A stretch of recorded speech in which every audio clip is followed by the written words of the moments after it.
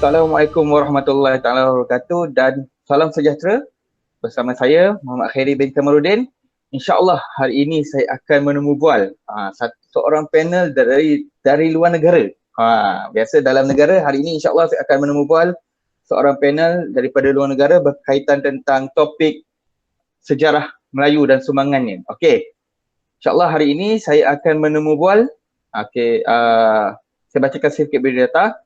Ustaz Muhammad Lutfi bin Haji Syamil, berpendidikan Sekolah Agama Madrasah Ahmadiyah Islamiyah di Menara, Thailand. Berkelulusan Usuluddin Kuliah Dakwah dari Amman, Jordan. Diploma Kuliah Ulum Islamiyah juga di Jordan. Beliau merupakan mudir Madrasah Ahmadiyah Islamiyah, Pondok Wakaf Anak Ayam, pengurusi Yayasan Muzium Kebudayaan Islam, Pusat Pengajian Al-Quran, Ketua Pusat Penyelidikan Tamadun Melayu Nusantara, Ketua Bahagian Pemeliharaan Manuskrip Melayu Muzium Al-Quran. Itu dia. Assalamualaikum Ustaz. Ya. Sihat ke? Alhamdulillah, sihat semua. Terima kasih banyak. Okey Ustaz. Saya nak tanya Ustaz, boleh tak Ustaz ceritakan sedikit tentang Pondok Ahmadiyah ni untuk dikongsikan? Ya.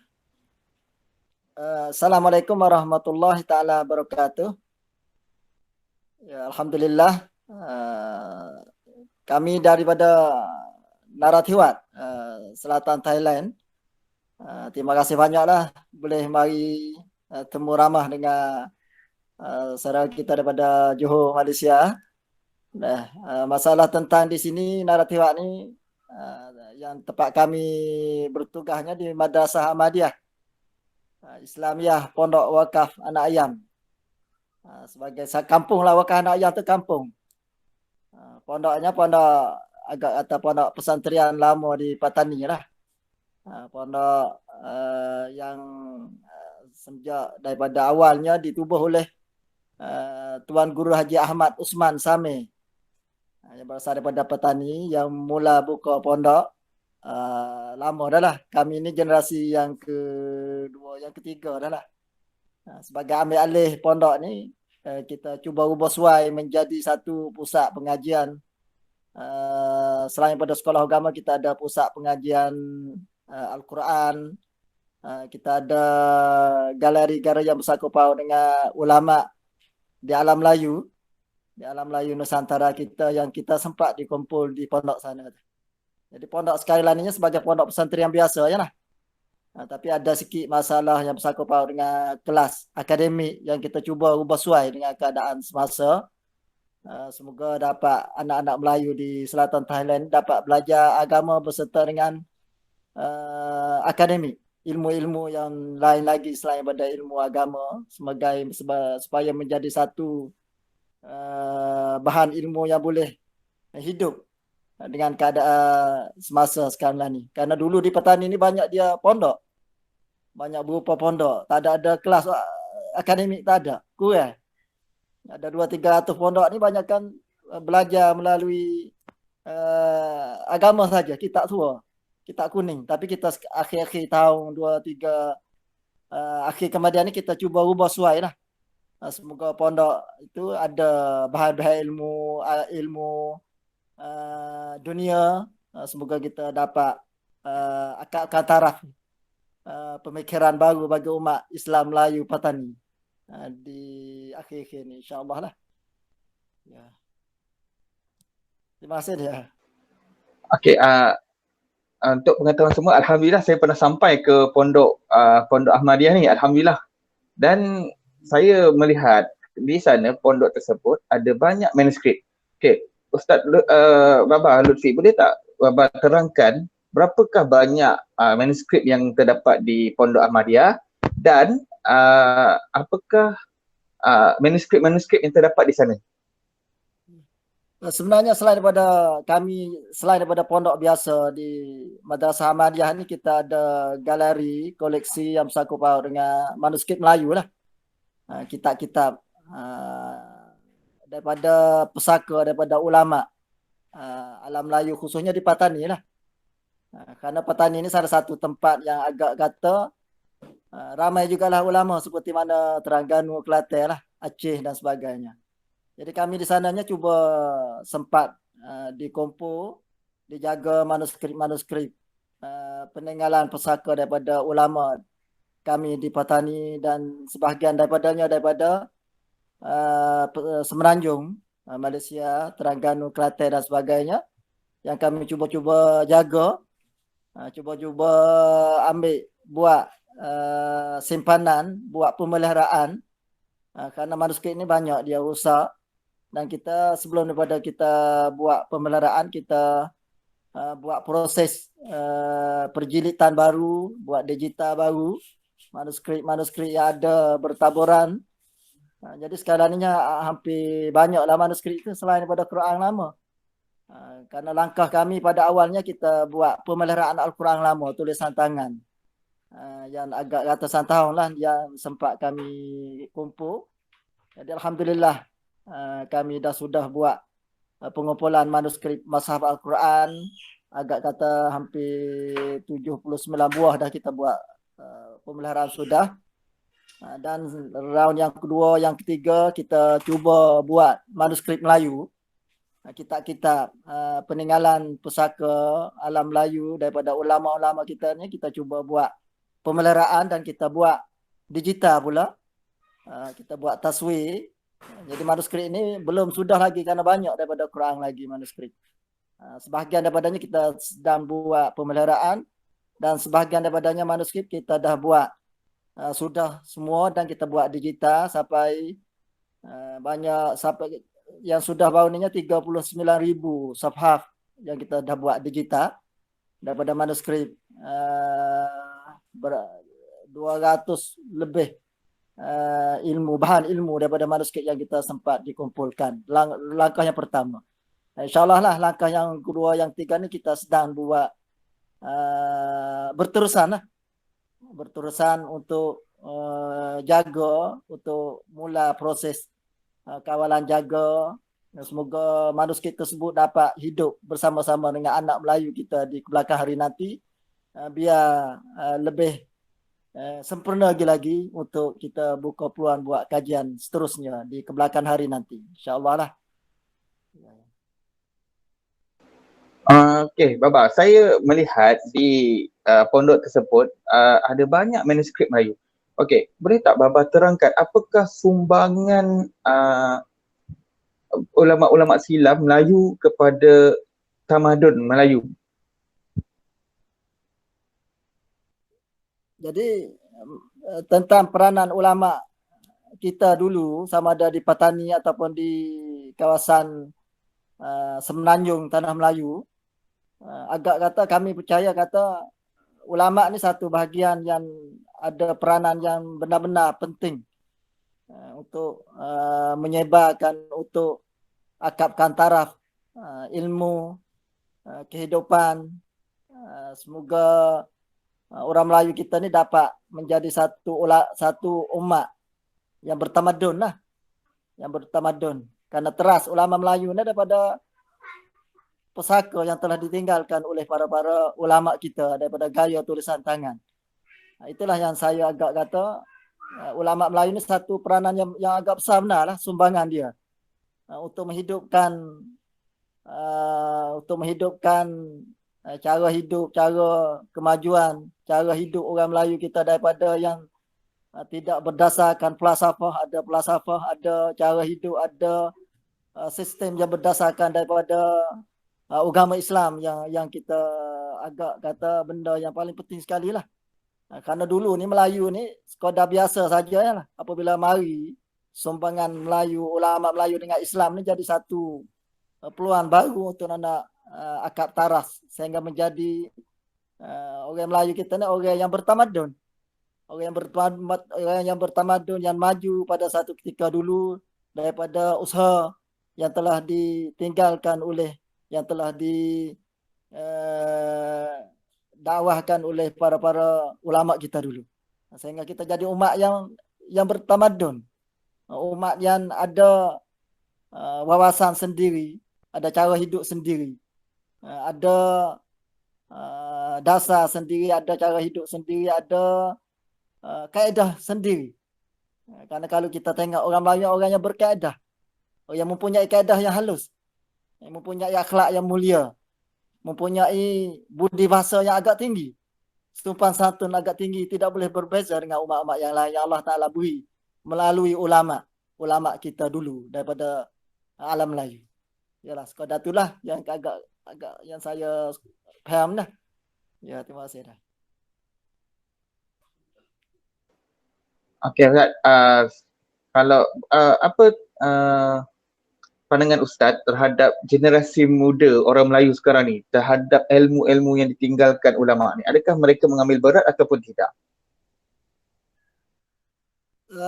Kami yakin kata orang Melayu kita ni orang yang ada jati diri.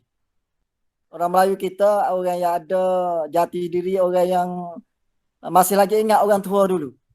Tapi kita tak ada arah lah.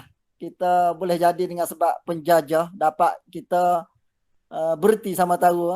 Sehingga ramai sekarang ni yang belum mengetahui pun masih ramai lagi. Tapi saya yakin kata orang Melayu kita ni ada jati diri, ada semangat baru untuk nak kembali semula daripada kesai-kesai yang baik, kesai-kesai yang berharga daripada manuskrip, daripada jasa baik, daripada pengaruh ulama-ulama kita di alam Melayu ni dapat ubah cara hidup baru bagi generasi baru. Karena kami duduk di muzium ni kami heran juga. Kami tengok orang yang mari datang ni, orang yang mula, orang yang nak kaji ni banyak daripada pemuda-pemuda. Daripada kelulusan yang tak pernah pun setuh dengan perkembangan Melayu. Mereka duduk di British, duduk di luar-luar negara. Tapi akhirnya mereka cenderung kepada tamadun, khazanah peninggalan yang telah ditinggalkan oleh ulama kita yang mereka itu dapat mengetahui melalui bacaan, melalui kitab-kitab, melalui akhbar-akhbar, melalui kitab-kitab daripada maktabah yang ada di tempat mereka belajar tu. Mereka berasa nak kembali semula. Lepas tu agak luar biasa sikit. Di akhirnya agak banyak. Agak kecenderungan daripada pemuda yang ni agak luar biasa sikit. Banyak dan cepat. Yang kami tengok ni, kami buat penilaian 2 bulan baru ni, itu orang yang mari buat kajian, orang yang mari mula nak mari ziarah tengok manuskrip Melayu di muzium kami di Narathiwat ni, hampir 100,000 lebih. Ada agak satu perkara yang kami bangga benar-benar, yang datang tu bukan orang tua tu, yang generasi baru-baru. Generasi baru-baru, muda-muda yang ingin tahu kehebatan orang tua kita dulu, orang tua daripada Semenanjung, daripada alam Melayu yang ada berperanan yang mereka dapat mengetahui melalui kitab-kitab sejarah dan sebagainya. Ini satu perkara yang agak luar biasa lah. Daripada penekatan, kecenderungan ambil berat daripada generasi pemuda kita terhadap peninggalan ilmu-ilmu yang telah ditinggal oleh para ulama kita dulu, khususnya khazanah ilmu di alam Melayu yang masih lagi kita dapat kaji dan dapat lihat. Yang kami duduk di sininya bukan sekadar manuskrip, kita cuba ambil bahaya-bahaya yang dapat ubah cara hidup baru bagi generasi kita. Dia mari lihat kehebatan orang kita dulu, dia rasa sedar, rasa insaf. Kata kami ini adalah satu generasi yang terlupa satu ketika. Tapi insya-Allah lah kita yakin kata mereka akan kembali semula, akan buat ihtiram atau buat kajian semula terhadap apa-apa yang bersangkut paut dengan kegemilangan orang kita dulu, khususnya alam Melayu kita ni.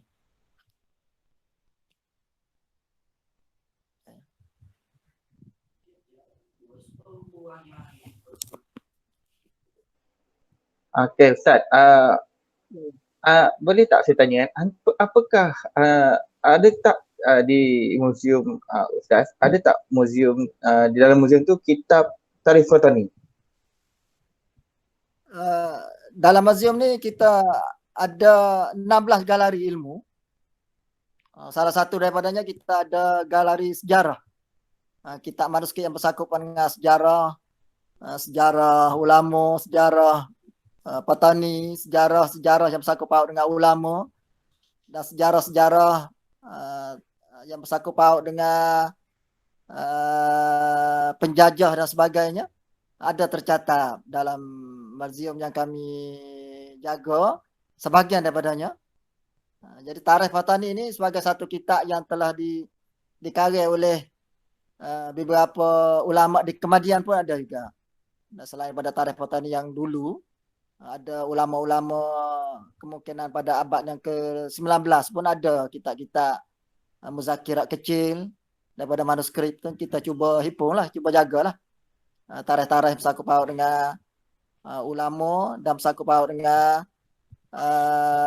perkembangan raja-raja Melayu di kawasan Patani, daripada kawasan Kelantan, Terengganu, Aceh dan sebagainya. Kita cuba jagalah kitab-kitab yang tersebut. Ya.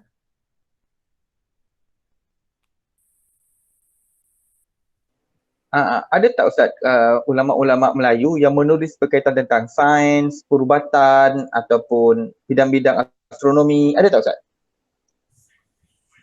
Kitab yang kita cuba buat kajian, cuba buat pemeliharaan baru itu ada banyak kitab-kitab yang sangkut paut dengan perubatan, kitab yang sangkut paut dengan cara buat ramuan besi, ramuan senjata Melayu, dan kitab yang baru yang kita cuba buat kaji baru ni, kitab yang orang Melayu buat. Dia buat sains, iaitu dia bakar telur. Dia bakar telur untuk buat satu bahan plastik yang kukuh. Lebih kukuh daripada gading gajah lagi. Ini yang kita cuba buat kajian daripada manuskrip. Jadi benda-benda yang tersebut ni banyaklah kaji. Khususnya perubatan ni kita banyak sekali lah. Kitab perubatan ni masih banyak yang cuba kita duduk buat jaga, buat pemeliharaan. Dan sebahagiannya kita beri peluang kepada orang yang buat kaji, buat bahasan lah. Bahasan masing-masing bagi mereka yang cinta nak kaji mengikut ilmu yang minat masing-masing lah. Ada daripada Universiti Malaysia pun banyak. Daripada petani sendiri ada, ataupun daripada pencipta peribadi pun ada juga yang mau mai kaji daripada manuskrip kami di sini, yang kita sebahagian daripadanya kita buat digital dan kita beri peluang kepada mereka yang kaji manuskrip yang tersebut. Semoga dapat memberi faedah sumbangan tersebutnya kepada masyarakat lain-lain lagi. Khususnya ilmu perubatan yang kita cuba buat himpunan baru ni, lebih kurang 200 jenis penyakit. 200 jenis penyakit baru-baru yang kita ambil daripada manuskrip Melayu. Tak kurang daripada 200 ilmu perubatan Melayu. Yang agak kata ilmu perubatan ni ilmu yang agak kata luar payahlah sikit lah, yang pelik sikit. Yang kemungkinan penyakit-penyakit yang tidak dijamin oleh doktor, kita ada cara, ada jalan keluar. Mengikut doa, mengikut jampi daripada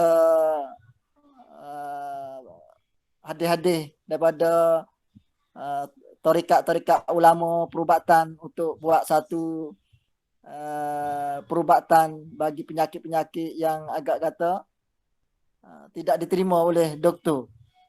Seperti penyakit kanser, penyakit wabak corona yang kita mula kaji bawah ni. Kita baru sudah kaji bawah ni wabak corona, kerana pernah pada 90 tahun dulu orang Melayu kita dia ada satu sistem cara menahan wabak taun dulu.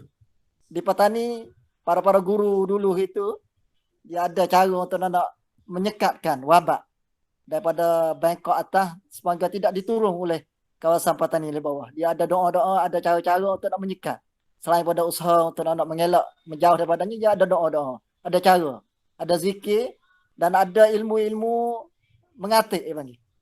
Ilmu tarikat yang dapat boleh menahan daripada penyebaran wabak yang melalui darah merah dan sebagainya, Rihul Ahmad dan sebagainya. Kita sekarang kaji sekarang ini mengikut manuskrip yang kita berjumpa di museum.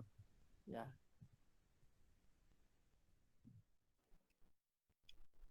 Terima kasih saya ucapkan kepada Baba Lutfi atas perkongsian yang menarik. Maka saya dapat simpulkan bahawa sebenarnya tanah Melayu ataupun Kepulauan Nusantara ini terdapat ramai ulama-ulama yang telah menyumbang kepada ilmu pengetahuan dalam bentuk sains, teknologi yang kita anak-anak muda, khususnya orang-orang Islam, Melayu Islam, tidak tahu pun sebenarnya nenek moyang kita, ulama-ulama dulu telah menyumbang yang terlalu banyak terhadap dalam perkembangan ilmu pengetahuan. Terima kasih saya ucapkan kepada Ustaz Baba Lutfi atas perkongsian. Maka saya akhiri kita punya perbincangan hari ini dengan wabillahi taufiq wal hidayah. Assalamualaikum warahmatullahi taala wabarakatuh.